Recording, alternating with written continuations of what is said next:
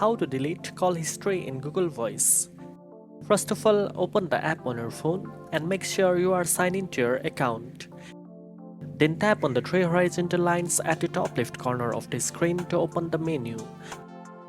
From the menu, go to the option labeled Settings. Scroll down to the Call section and find the option called Remove Call History. Now tap on the Remove button next to it.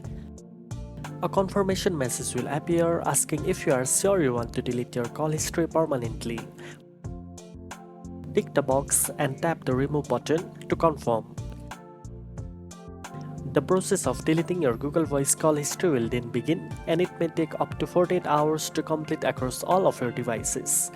Now you know how to delete call history in Google Voice. If you found this video helpful, don't forget to like, share and subscribe for more tech tips.